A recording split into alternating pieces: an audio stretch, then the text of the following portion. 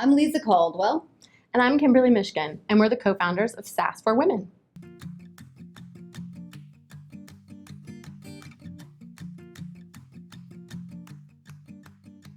We work with women who are going through change, not only divorce, but also empty nesters, career changers, and also widows. But they all seem to have a very similar question.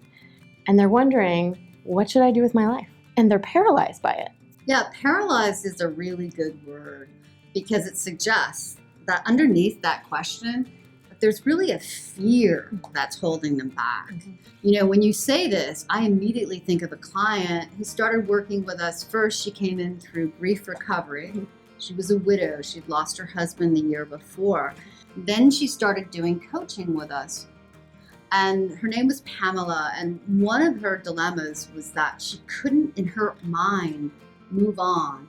She thought she should be getting rid of her husband's belongings, but there was something that was not letting her do that. What was she afraid of? Turns out it was fear. Right. She was afraid she was going to forget him. Right. So what we ended up doing is looking at that fear, and we had to break it down into the different components of it. You know, we talked about the kind of the irrational part of it, which is if she got rid of all of his things, it wasn't going to physically erase her memory, you know, and she just had to kind of realize that. And then we had to go to the next step, which is what did she want? Why was she hanging on to all of his clothes and his things in his desk and everything? And it turned out she was trying to keep him near, and she really just was trying to keep him close to her.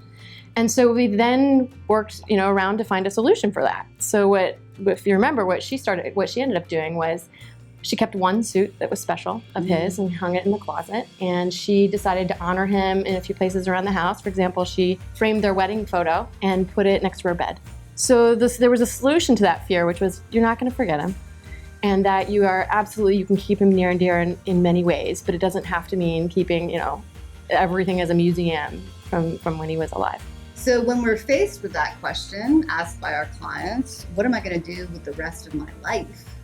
We know as coaches that the real question to ask her is, what are you afraid of?